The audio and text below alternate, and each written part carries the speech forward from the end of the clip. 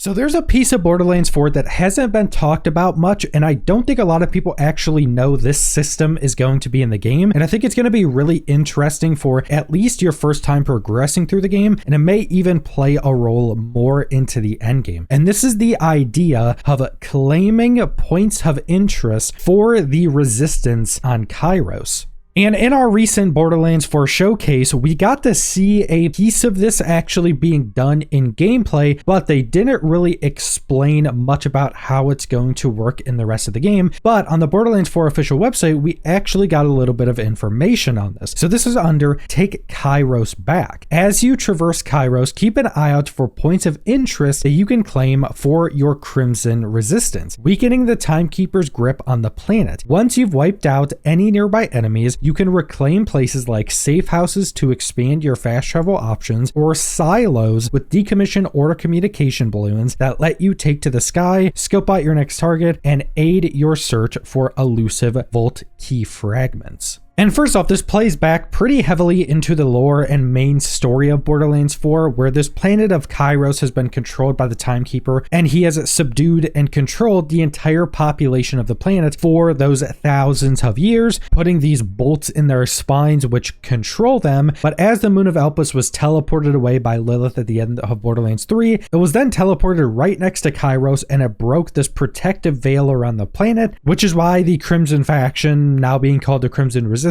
actually went to Kairos, and why a lot of the inhabitants of the planet have now started to rebel against the Timekeeper. And it also seems that as the Crimson Raiders come to Kairos, we actually start to build up these alliances of other groups that are also resistance groups on the planet. And I think this type of story and this type of gameplay element tied into the story can actually be really cool if done right, taking back these points of interest and areas for a resistance group is definitely just a story type that I'm really interested in. But when it comes to gameplay, I think this can play a much bigger role, not only in your first time progressing throughout the game, but also into the end game. And we actually got to see the takeover of one of these points of interest, one of these decommissioned silos in the showcase, where the player clears out enemies, goes into the silo, uses Echo 4 to hack this computer, and then the silo opens up, the balloon pops out and then floats in air, and they are now able to fast travel to a new location, and it gave them a general area of where they could find another vault key fragment. Vault key fragments are what you have to gather up to be able to enter the different vaults in Borderlands 4, and these silos also double as a new way to traverse the maps, because you're able to go to them, zip line up them super high in the air, and then float down anywhere you want. Or as shown in the showcase, while you're in midair, you can just summon your vehicle and speed off in any direction you're trying to go. Because also keep in mind, when going over all of this, Borderlands 4 is going to be significantly bigger with a seamless world, and we know there's going to be 4 different zones. So it seems how it's going to work is there's going to be these 4 massive zones. The game is essentially going to be fully split into just these 4 zones, and you'll probably have like a load screen going between the zones. But once you're in a zone, it seems it'll be a fully seamless zone. And keep in mind, Borderlands 4 is significantly bigger than any previous Borderlands game, but imagine something like Borderlands 3 just being split into 4 different seamless zones. Those would already be massive, and Borderlands 4 is significantly bigger than that. So having these points of interest scattered throughout all these maps that allows you to get more fast travel points and have new movement abilities in these areas you can just come and take over is going to play pretty heavily into your initial progression, but also just generally throughout the game, because even if you get into the end game and you haven't taken over all these areas, you may not have a fast travel point close to, say, a boss you're trying to go farm. Now, we don't know if taking over these points of interest is going to be a one-time thing. Like, we know the world is going to be much more dynamic, with there being order patrols, there can be world bosses, there can be these wave events that just spawn that you have to try to defend other NPCs. So there could be the possibility that these points of interest you take over could be like dynamically attacked by your enemies or the Timekeeper's forces that try to take them back, and you have to go defend them or something like that. We don't know if that's going to be the case, but whether or not that's the case, I think taking over these points of interest is probably going to have an impact on the open world content content, which will have an impact on the end game, because we know, as I just mentioned, there's going to be a bunch of more dynamic elements to the open world. There's going to be world bosses, order patrols, but then we also know we are going to be defending NPCs against like waves of enemies that are trying to kill you. That will spawn badasses that can also spawn bosses. So it seems that taking over these points of interest for any of these resistance groups will probably have NPCs start to live at these locations or be at these locations, could potentially spawn in new world events. So maybe you take over this safe house, this point of interest safe house that now gives you a fast travel location, and maybe a small group of resistance fighters actually takes up residence within that safe house, and maybe they are living outside of it and you can find some inside of it. Well, maybe that now spawns a possibility of having a group of Timekeeper's forces attack those NPCs, and whether or not they will end up retaking that safe house, this could spawn in an event that you want to go defend those NPCs, because if you say defend these waves of enemies, maybe it'll spawn more badasses in later waves, maybe it will spawn in a boss, maybe this will actually activate the ability for this boss to spawn, and every boss and mini boss in the game is going to have dedicated drops. So maybe you'll have to take over one of these points of interest to actually start to farm up a specific boss or something. And we do also know that doing pretty much anything in the world, so any of these dynamic events or any world bosses, we will also be getting a bunch of loot chests for completing any of these things. So this will just be a good way to farm loot, because the developers also mentioned on top of all of this that they want the ability for players to be able to build their character in ways that makes it more efficient at actually focusing on doing all of this world content instead of being focused on just going around and killing bosses. And it sounded like this meant that you're going to be able to build your characters to be just much quicker in general. So maybe a more movement focused character that can get around the map much more easily to get to all of these events, and the ability to take over these points of interest could really play a big role in that. So I'm really curious to see on how big of a role this taking over of points of interest is actually going to work. We know it's going to play at least a role in like your first progression throughout the game, because we know taking over these silos, besides just being new ways to traverse the map, will obviously reveal the general location of these vault key fragments, and vaults are being called vault dungeons in Borderlands 4, and we know you don't have to refarm the vault key fragments, so just going around in every zone getting all the vault key fragments is also meaning probably taking over all of the silos. It's probably going to be a big part of progression, at least the first time going through, and we don't know what else these safe houses you can take over are going to actually be. We know they're fast travel locations, but are these also going to open up maybe new vendors in those safe houses that have a chance to have good gear in them? We don't know that yet, but I am definitely interested to see how expansive of a system this actually is. But that's all I want to go over, so thanks for watching.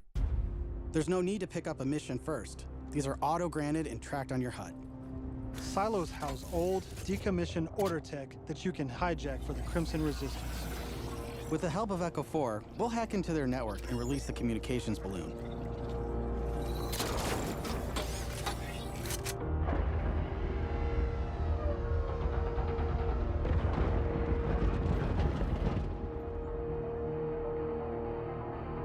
Fast travel to the silo.